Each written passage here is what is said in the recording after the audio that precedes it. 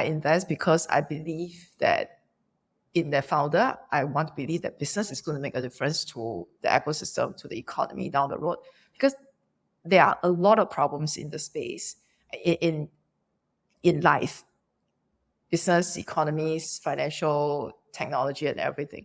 And if we don't support these new ideas to disrupt, to support, to better, then we will never have a chance. I invest because I believe that in their founder. I want to believe that business is going to make a difference to the ecosystem, to the economy down the road, because there are a lot of problems in the space in life, business, economies, financial, technology, and everything. And if we don't support these new ideas to disrupt, to support, to better, then we will never have a chance. But at the peak of it, the number of jobs, the amount of technology, the kind of innovation that it was giving, they couldn't have done it if there was no support. Welcome to Brave. Learn from Southeast Asia's best tech leaders. Build the future, learn from our past, and stay human in between. No BS on success. I'm Jeremy Au, venture capitalist, serial founder, Harvard MBA, sci-fi nerd, and dad of 2 daughters. Mondays for your weekly tech news debate with Shi & Co., managing partner of Hustle Fund. Wednesdays for interviews of regional changemakers covering both the highs and lows of leadership. Fridays for personal diary insights and listener questions and answers. Join our movement of over 12,000 members for transcripts, analysis, and community at www.bravesea.com.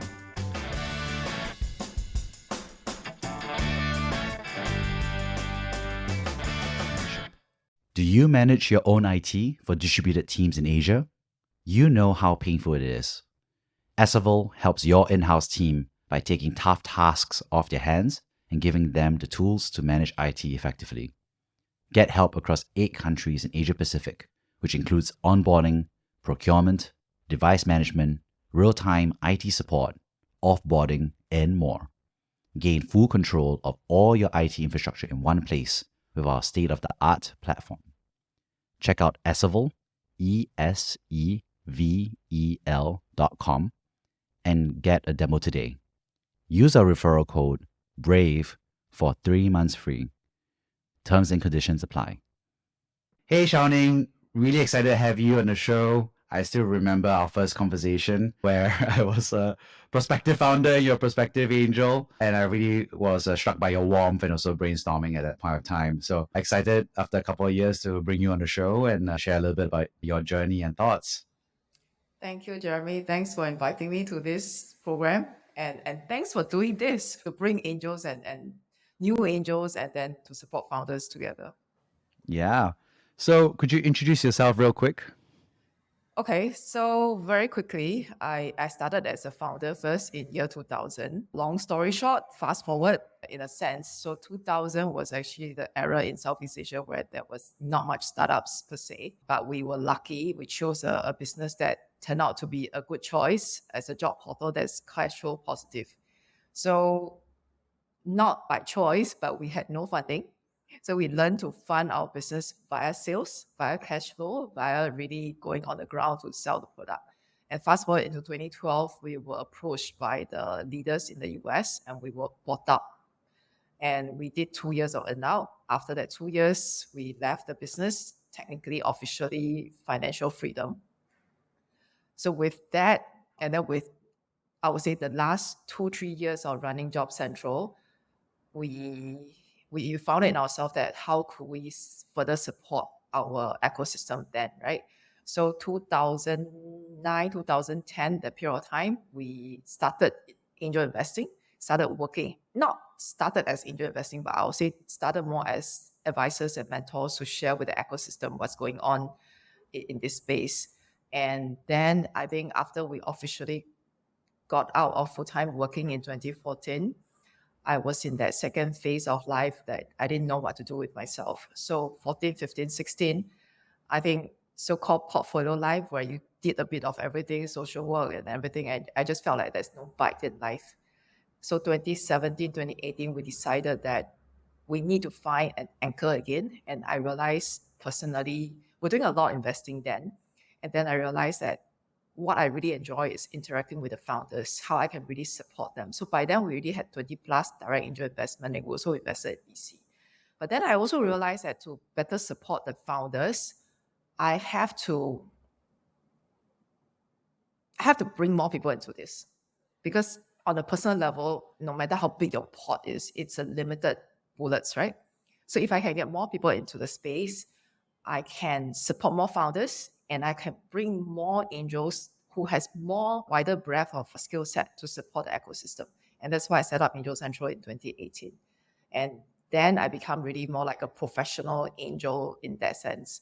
And also by then we realized, so I invest together with Shing, my husband. And we also realized that angel investing allow us to have outside of the home interaction, no longer talking to the computers, just talking to the bankers or just talking to the children. Life is a lot more interesting after that. Yeah, that's more than a minute, I think. As much time as you need.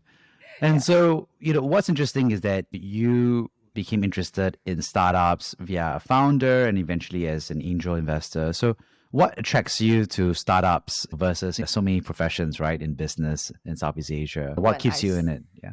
Maybe why you started and why you continue. Yeah. You mean why I became a founder? Okay, so I became a founder as a fresh grad. And so in me, so I grew up I'm a Taiwanese by birth. So in a sense, actually almost all Taiwanese have this belief that they can be a business owner. And so I grew up in that environment and I always thought that I would join my dad in his business and everything when I grow up or when I graduate. That didn't happen, but that idea of running my own stuff never went away.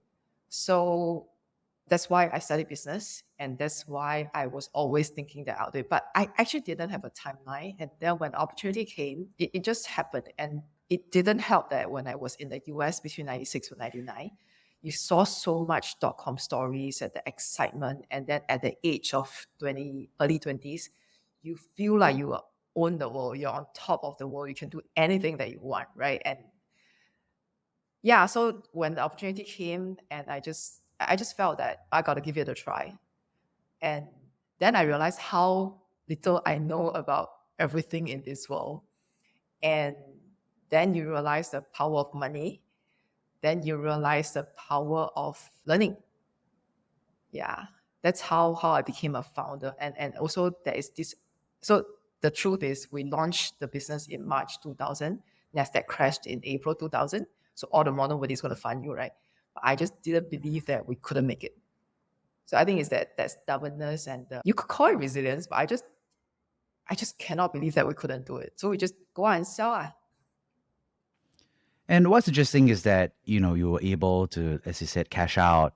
And then you decided to angel invest instead of just investing, right? I mean, come on. Like you just mentioned the .com crash. I mean, a lot of people lost their shirts, right?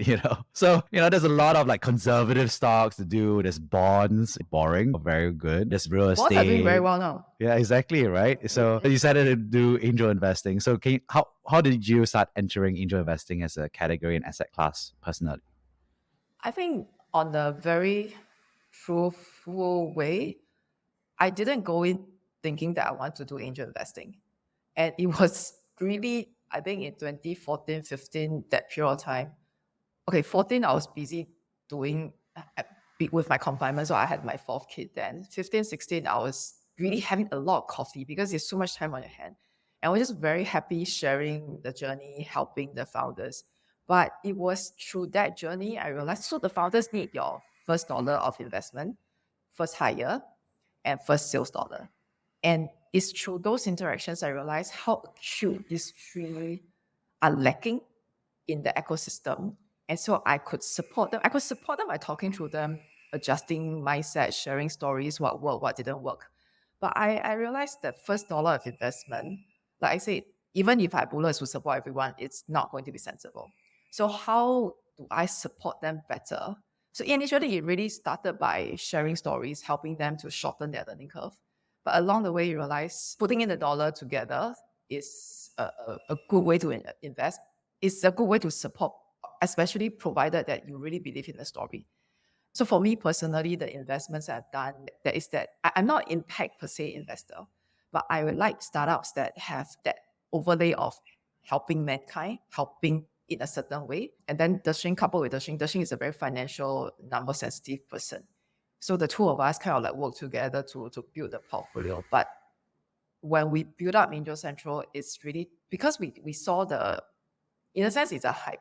And then people around us start seeing what we're doing and they're curious. And a lot of our friends are mid-career or they are business talkies, they have money, but they just how to enter this space, right? So we started running workshops and start having a casual community. And that kind of just happened. But I think it's the satisfaction of seeing that spark in the founder's eye when something that when something that I seek work for them. And then when you see the business owners or the professionals that come in and say that this is something that actually I think beyond my dollar, I could spend some time to help. So we don't encourage our members to be all in, but we would suggest that going slow. But key is it must be a business that you support and it must be a founder that you can see yourself talking to at least on a money basis. Try not to be passive, but don't also go in thinking that you want to take over the wheel and be the driver. It's a balance, but I think that's actually how we can support the founders a lot more because especially the young founders, sometimes they don't know how to sell or they don't know how to manage relationship. Like it took me, I'll say years to learn how to manage teams, right? Yeah. So those are things that actually we could share experiences to cut short the learning curve. Yeah. So you started sharing about some of the lessons that people have learned as an angel investor and that you personally are helping coach syndicate members to do so. Any particular personal lessons that you learned because you've done over 44 startups investments, right? So what lessons have you personally learned as an angel investor over that time? I've learned not to be emotional. And I have learned, so one data that I would like to shout out is, I think because as a woman investor and I invest together with my husband, I would say because of my presence and my involvement, about 35 to 38% of my portfolio are a women CEO founder. And almost half of my companies have a woman co-founder.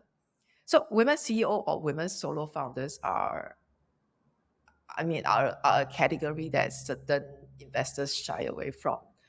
And so personally, when I started, I was a little bit emotional about this. And there are cases where I would say that we used to have this silver bullet rule between Deshing and me. We had one silver bullet each per year. And there was actually one case where I was emotional about it. And then I invested in that solo women founder.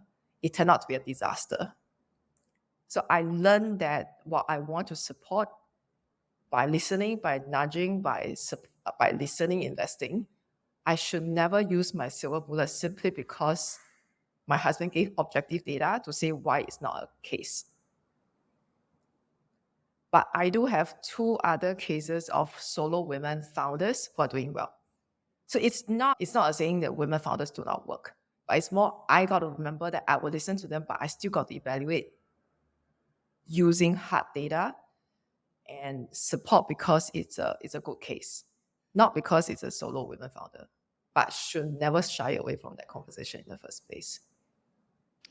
So that's an interesting intersectional problem, right? Obviously, women hold up half the sky. So obviously, I think in business and everywhere else, I think they are, in terms of talent and opportunity, pretty much should be half on average. And then obviously, women also buy a lot of things, right? They buy, for example, they make household decisions, they make business decisions, they make a lot of consumer spend is driven by women. So I'll say at least half the economy is also driven by women as well, right? From a buying basis. But also, like you said, there is a conception that women founders, unfortunately, are underperforming the market, right? Like you said, so people shy away from that. And then also there's you who want to support female founders, right? So what do you think is the reality of that? Like, is there reasons for underperformance? Or is it like the market is just totally underpricing or mispricing the opportunity here? What do you see? Yeah. I will talk for years on this thing. But maybe just succinctly putting it across that this is my view. I think the business world is a very masculine environment. The choice of languages, the style of languages, the way you carry yourself, it's a very masculine environment. And men has been dominating the business world for industrial age until now, right? So because of that, it's entrenched and people do not realize that. And in a sense, I think for women who had done well, you will notice that there are certain traits about them, knowingly or unknowingly, they who done well on their own accord. They're very masculine not in appearance, but masculine in the way that think, the way they project. So for a new founder or for women who are entering the space and they keep to their language style in the feminine, there is going to be miscommunication because the existing environment will judge the founder using the language style that they are used to. So typically women like to end sentence. Women make statements using question marks. So women will tell you, I think I can do this. Yes, we can, right? But the guy founder will be like, yes, we can do this. This is how we're going to do it. So you see that definitive way versus the women are more, you can say it's indirect, but because we're just not used to the confrontational. So imagine these two styles being seen in the IC meeting. And more than half of the room, even if there's a female sitting on the other side of the table, they're going to judge it the way that they are used to in the business environment. So you will see that women as less confident. So one thing that I share with the female founders who are going to fundraising or in any negotiation stage is that always do your sentence this way. Don't end it with a question. The intonation, the way you speak, the way you carry, not to the extent to say that please wear pants and don't wear skirt. That actually some people actually advise that because it's the outward appearance that you're doing it. But for me, it's just more the style, the confidence, and you don't. Also, there's a fine line between aggression and assertiveness. So you got to know how to balance that. And the other thing is, literally, got to press your voice down a little bit so that you are more grounded kind of feel. And I think a lot of people, men, women, they don't realize this part about women. I would say women are capable, but when you don't realize, when you're not used to the environment that you're behaving in, you bring your natural style. So that is something that I feel it's in a sense it's superficial, but it can be easily, quickly addressed.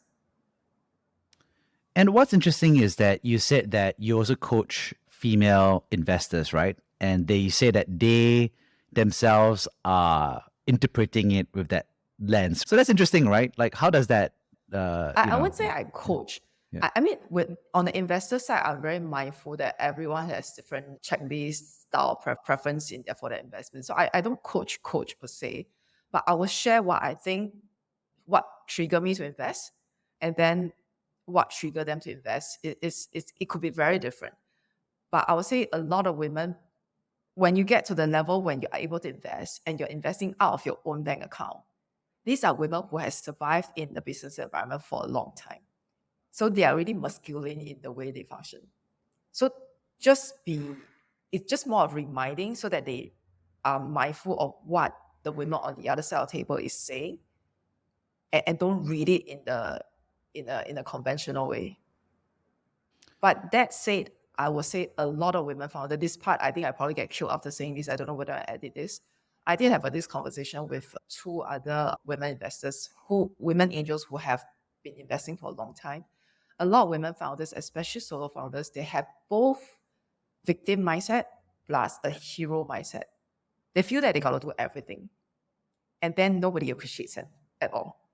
But I never heard of this kind of complaint from any male founders. A lot of female founders they take it very personal. But they feel that they got to save the world. And that's very tricky to handle. Yeah, I mean, I understand it to some extent. I remember I was fundraising in the US and I was an Asian male. My co-founder was Caucasian female. And I definitely remember an investor at some point said to us like, oh, it's good. We can check you twice under diversity. Uh, and I was like, okay. And I felt both of those dynamics, right? Yeah, I think it's very interesting you mentioned this, no, because in the US, I was actually invited to join a dialogue where I was put under minority investor and minority founder slash investor. I got shocked of it because I never felt that. But I think the environment in the US, I think it's really very tricky.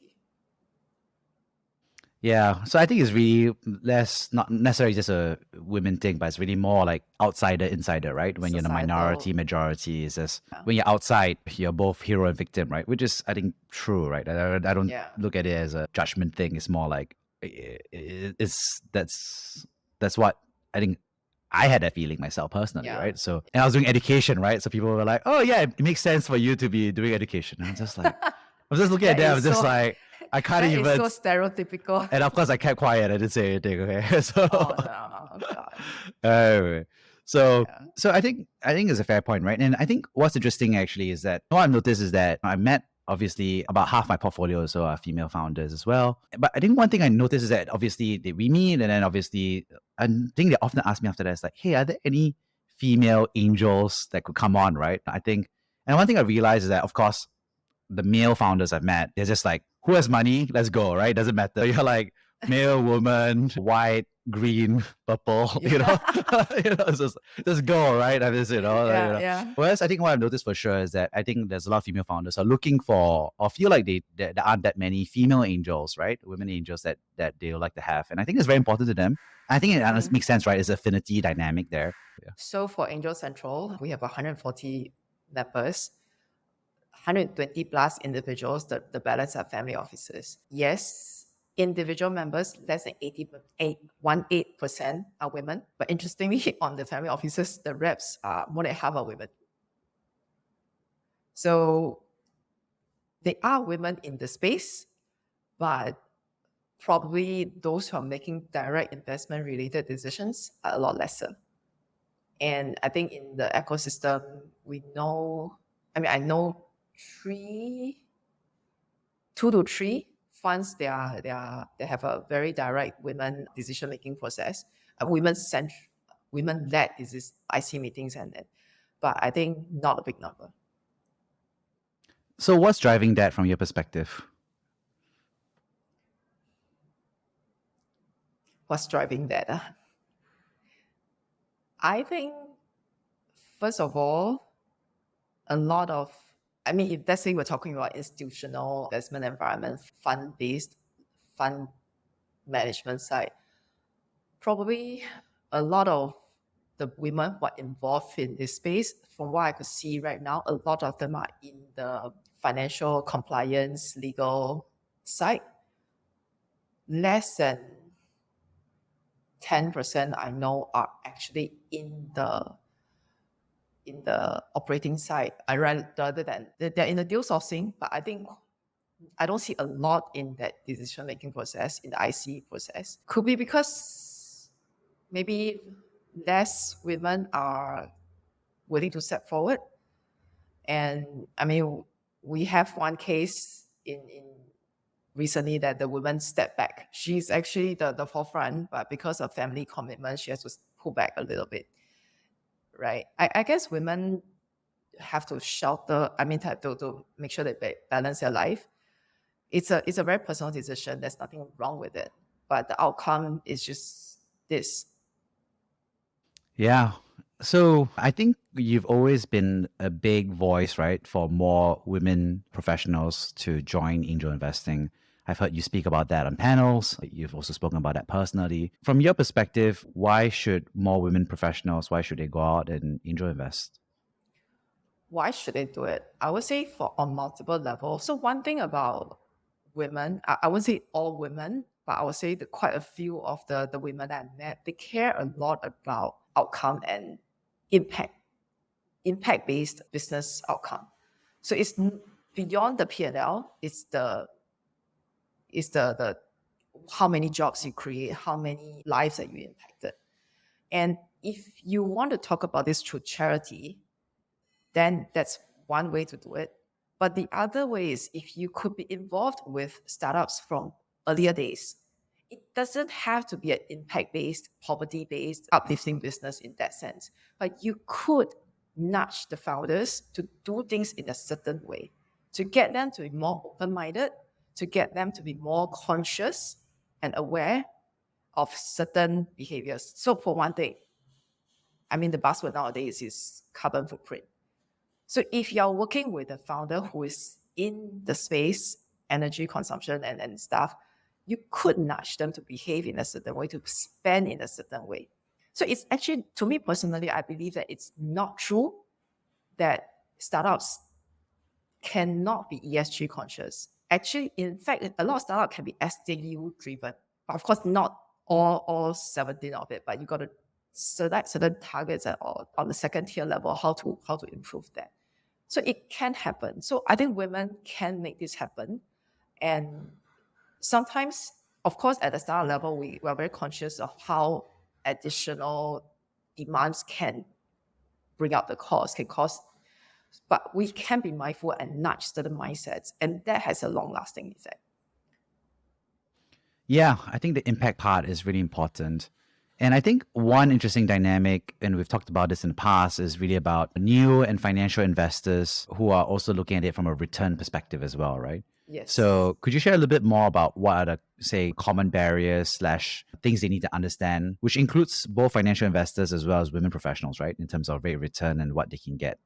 Yeah. So I would say, so first thing across the board, both men and women who invest, the one key thing that of course we're mindful of is the returns. And whether the portfolio is the portfolio structured in a way to give you regular returns or just percentage returns at the end of the cycle, right? So typically your bonds and your equities, they'll give you percentage of return. You aim for, ideally for a balanced portfolio between 7-8% per annum. But the early stage investment, what personally I would think of it as the legacy bucket, is where I want to get the growth. So on a personal level, I have the rainy day bucket, I have the daily cash need bucket, and then I have my legacy bucket where I want it to multiply. So PE investing, early stage investing should belong to this part. And it should be the portion of it should be impactful on your overall portfolio so that when it multiplied by 3x, it has an impact over it. But it has to be a consistent effort. So one key thing about risk management is portfolio thinking.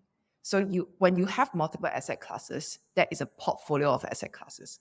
Within each asset class itself, you further diversify, you further have multiple entry points, multiple units of investment so that you manage your risk further. And another thing about early stage is that you have to be a vintage thinking.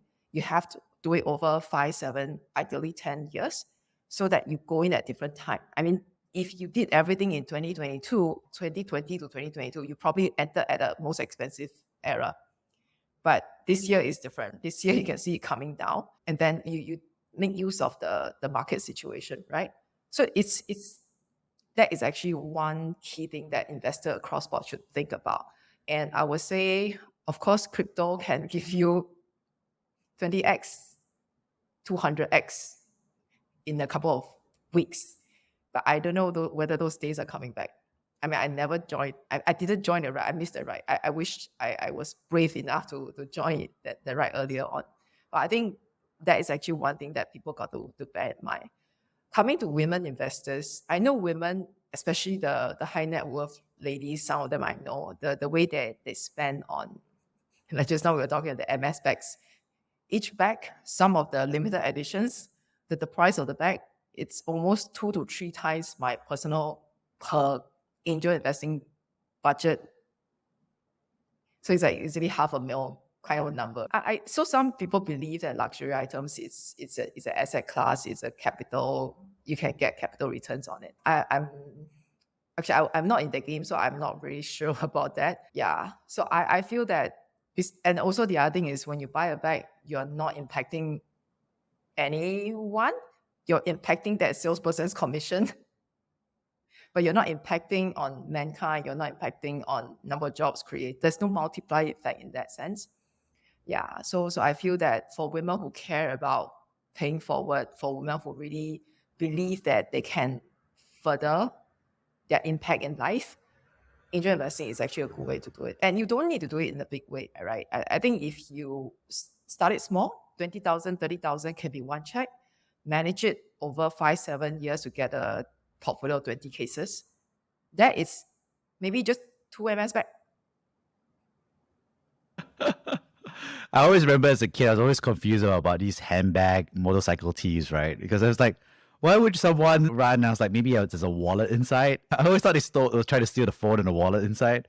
And then, like you said, I've only recently enlightened to the retail value, right? I said up to $500 million per bag. And I'm like, oh my God, I can't even think of wearing a $500 million It's so thing. dangerous, Yeah, right? When you're walking on the street.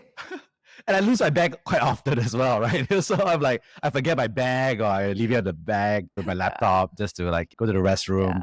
So yeah, I'd be like, wow, now I understand there's a good ROI for motorcycle handbag tees, right? And like you said, right, I definitely starting to notice, yeah, I have some folks who, like you said, I think they obviously look at it as art. They look at it as consumption because they get to enjoy it. And also they look at it as a conservative. Like I said, they feel like they can definitely get the money back. There'll be some appreciation over time. So I think there's some, like you said, conservative capital appreciation that they look at it as a safe investment. But yeah, I think one thing I noticed was like, yeah, someone had 100 bags. I saw that nice on the shelves. And in my head, I think I kind of realized was like, actually that's like a $50 million seed fund, right? Like that's larger than some VCs that are in Southeast Asia and on a wall, right? I actually know someone who actually installed security system to look after that particular room where all her bags are in. And this is Singapore. It's not like in LA where you have the whole house on anti-theft system. This is Singapore. Singapore, we actually have landed housings along 6th Avenue that has no gate, right? And then this lady actually installed, she had that many bags and she installed security system for that room. So next time when the VC asks for an LP commit, they say, hey, just commit 2 bags. Yeah, 2 bags. Just like transfer the bags. I'll handle the resale value from there. So. Don't need to give cash, don't need to wire, just pass me the 2 bags. Yeah. But I think, like you said, I think it's very fair, right? Which is, I think it's less about the bags, right? But it's the fact that every $1 million check, for example, can potentially create thousands of jobs down the road, right? Because of the business that you're building, but also kind of create the future, right? And I think one interesting part is like, I think it's tough because I think stock markets, right, is like, 7% rate of return, right? And it's consistent. You can put it on an index. You don't have to touch it. You don't have to think about it. You get 7%. And then if you're making you can sell it tomorrow, it doesn't work. Exactly. It's very liquid as well, right? Yeah. Versus, I think a lot of prospective angel investors really struggle because they're like, okay, if I angel invest, firstly, I have to do a lot of work. I have to turn up. I have to make votes. I have to make a decision. I'm not very good. And then if I get it right, then maybe I'll get, 10, 20, 30% net return, which is very good, maybe. Or I can be very wrong and I can lose it all. But the worst part is that I have to wait 10 years before I can exit, right? Yeah. So it's very illiquid as a return. And so how do you sit down with folks and kind of like walk through this thing? Yeah. So actually, whatever you said just now is what I say to them. And then the key is, so I do not believe in romanticizing what this asset class is about. So I'll rather spell it out and that the individuals digest and filter because they need to go through their own system. And I actually would discourage members who just joined to start investing immediately. My typical feedback to them is that listen to at least 3-5 pitches. So every pitch is 4 companies on average. You at least listen to 20 pitches, go through the process of analyzing, talk to the founders before you write your first check. There are some founders who are so charismatic, so it just draws you to them, right? And that will trigger your first investment, good and bad. Because if that guy is really that, so still end up beyond the vision, beyond the charisma, there's execution capability. So that definitely will be a good, I was going to use the word good bet, but I would say it's a considered decision. It has to be a considered decision, but there is a lot of that intuition as well. And especially if it's a space that you understand. I am not for angels who invest because it's a hot space, because it's a space that all my friends are saying is going to make a lot of money. But it should be a space that you feel that personally there is some affinity and a space that you think you can be relevant. Because, like you said, angel investing is very time consuming before and after. And unfortunately, before investment, a lot of data that you're looking at, if you're doing post-seed, pre-A, or even A plus round, you have some data to back on. But if you're doing pre-seed, that spreadsheet, sometimes the spreadsheet only has 3 lines. And then when you drill down to 3 lines, you realize that it's really castles built in the air. There's no patterns to recognize, and the patterns are also created by the founders. It's imagined, right? So it's really how you read the founder, how you decipher that part, and then you apply your own personal understanding of the space or your personal observation of the market to see whether that kind of imagination makes sense or not. So it's very much of you understanding yourself. So while a good founder is very reflective of themselves, an angel has to reflect on your own value system before you decide what is the space that you want to go in.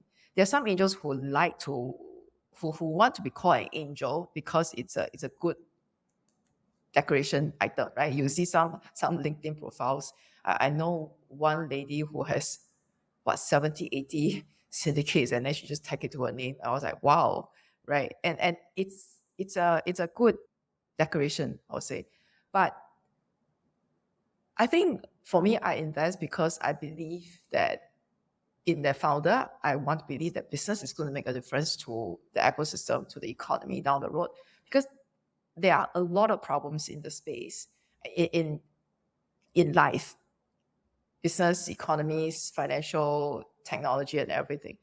And if we don't support these new ideas to disrupt, to support, to better, then we will never have a chance. I mean, the one thing that I always remember, IBM may be a passe thing. I mean, my first job was with IBM. I always use IBM. It's a 100-year-old company that went through its days. But at the peak of it, the number of jobs, the amount of technology, the kind of innovation that it was giving, they couldn't have done it if there was no support. It's just that during the climb for IBM, I mean, the style is different. It's just that for our current era, the climb is no longer through number of years, but it's take this way and with resources from the ecosystem. We need to know that if we don't support, things are not going to change. And coming back to the ESG part, if we don't support the early stage climate tech, and I think we don't have year 3000. Maybe we don't have year 2500, right? We don't have that. And I mean, those sci-fis about Mars and whatever, Jupiter and whatever thing, sad existence, but do we care? If we care, we gotta do something. And on that note, what times or experiences have you been where you've been brave? Oh, brave. So my financial decisions are usually very considered, especially I have a very smart husband who is who told me, right? I think the really brave thing is more personal experience. I think after I turned 35, 38, during that period of time, and bearing in mind I'm a very Asian value person. Okay, this is a bit personal. I decided to be brave and cut off the toxic relationship in my life so that I can be happier. And unfortunately, it came from my immediate family. And I had to do that. I think it was very difficult, but it was driving me to the extent of extremely depressed, very insecure. And I had to make that call. It was hurtful. I think I hurt myself in that process as well, but I felt that I'm coming to 40s, I have another 30, 40 years to go. If that have continued to hang around, I'm going to be miserable. And if I'm miserable, my husband will be miserable, my kids will be miserable. So I had to do certain things. Yeah. Yeah, sounds tough. Yeah. Yeah. Yeah. Yeah. It's tough, right? Because I think myself have experienced toxic relationships, right? And I don't know, I feel like if someone gave me poison, I would be like, yeah, I'm not going to drink it, right? That's pretty obvious, right? But I don't know why relationships is the same thing, but then you're just drinking poison every other day. but you Yeah. still keep drinking, right? I don't know. I just talking out loud, you know. Yeah. So Yeah. so so I think to be brave about that was it took me, it was a very long struggle. It was struggle from, I was at least 15 to 20 years struggle. And then I decided that I have to cut it out. And so when I made that decision, I told my husband that I think I'll probably go to hell for this. I mean, I'm Catholic. I grew up in a Taiwanese environment, so I'll go to the Spartan TV for what I did. But I think I need to look after myself for the next 30 years on above the earth surface, so that I can be continue to be sane and continue to be relevant, because this is what I'm aware of. This is what I know. I don't know what happens afterwards. Yeah. Yeah. It happens, right? And for those who are struggling with it, any advice you have for them on how to process or think through it or feel through it? I think I have the masculine gift of compartmentalizing. So you have to cut it out. And unfortunately, in the middle of the night when everything is quiet, that part comes and becomes the whole thing. So you need to be, I mean, I learned to be very aware of it, and I learned to extract myself so that you don't let it consume you. And so the good thing about it is I'm functional in the morning. So in that 10 over years when I was dealing with it, on the surface, nobody could tell. But in the middle of the night, it's so my husband, he's the one who got to bear the burn of it, right? It's really very tough. And then sometimes you get hysterical and just couldn't manage it. So I mean, I learned to compartmentalize my life, compartmentalize my feelings, and then forcing it out of you. Because you don't address it yourself first, you got to see it as it is. Because part of this filial piety and everything, like in Chinese, 孝顺, 孝 means look after, 顺 means obligate. And when you don't obligate, you don't do whatever they ask of you. Sometimes it's really unreasonable stuff. It just takes a toll on you, because we have different value system too, but we are told to, we're brought out to adhere completely, because otherwise you are not a good daughter, right? And so that is something that I was brought out to know, to say that is 100%, 2000% wrong. But it made me so unhappy, so miserable that it's just not worth it. So one thing I really learned throughout the process is I had to keep extracting myself, looking at it as it is, and then learn why I feel certain way, and then deal with it. So the other thing that I thought I wasn't brave enough, I should have sought professional help on this. But I couldn't. I somehow just couldn't do it. And maybe that's why it took so many years. Yeah. So maybe getting help, getting someone to talk you through will be easier. Yeah. Oh, Sorry, my answer was roundabout. thank you. I really appreciate you sharing that. And I think it's very brave for you to have gone through that process, and very brave for you to share for folks who have to process that, right? Like I said, life is long, right? And we have another 30, 40, 50 years to go, right? And that's why the government is increasing CPF contribution. It's like government increase CPF and we are responsible for our own happiness during this time, right? You know? Yes. I half expect the retirement age to be raised again soon.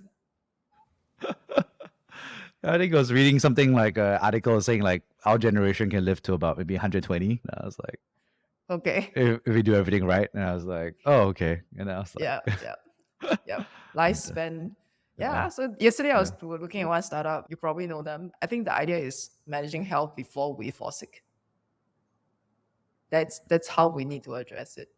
yeah, and Not to the health. extent of biohacking. There's one story about some tech exit founder on some Disney show about who spent $2 million last year biohacking himself, so that he's to the extent that now his biological I think he's in his 40s, but his heart's biological age is 30s, and his guard is 20s or something. I can't remember. Sounds amazing, Yeah. Now I need to watch this show as well. That's the other thing altogether. Yeah. Yeah. On that note, thank you so much for sharing. I really appreciate Thanks. the honesty and frankness here. I think the three big things I got away from this, of course, was the first was obviously the angel investor economics lessons that you've learned personally, and as the mistakes that you've seen in yourself and other people as well. I thought it was a really interesting conversation because you're one of the OG angel investors in Southeast Asia. And so I think you have a very strong point of view, but also you've had the privileged position of as a syndicate leader of Angel Central working too. with both Yeah. founders and angels. Exactly. Yeah. And I think it's really a masterclass in this conversation. The second, of course, was shining a torchlight on women founder and investor representation. So I think we talked about business culture, we talked about masculine coding and communication, how outsiders should adapt and evolve to be able to raise capital or to step up as an investor. And also we talked about what's driving some of the underlying representation / trends, right, in the investor space. But also I think how all investors should be excited to have a highly illiquid but strong rate of return. And but strong cardiovascular muscle, because you need to write off at least 70% of your portfolio. yeah, so like you say all these bad things first, and then you say, and there's a high rate of return if you can do it right? But if you like the adrenaline of losing and winning, you go to the casino. Don't do angel investing, because casino you spend 12 hours there, you get your up and down already. But angel investing is time consuming, but it's rewarding because along the way, the learning, not just about the founders, about the industry, but also learning about yourself. Yeah, that's so true. And I think it's a great reminder for folks to also, like you said, potentially have one less trip to casino, or like you said, invest out of the Hermes bags as well to pay it forward and create jobs and create a future. And lastly, I think thank you so much for, sharing frankly about how folks can think through about their own relationships, how to improve their own emotional health, and how to, like you said, compartmentalize, but also get professional help and make a decision about how to improve their own life, right? So I really appreciate you taking the time to share. Thank you so much. Thanks, Jeremy. Have a good weekend. Thank you for listening to Brave. If you enjoyed this episode, please share the podcast with your friends and colleagues. We would also appreciate you leaving a rating or review. Head over to www.bravesea.com for member content, resources, and community. Stay well and stay brave.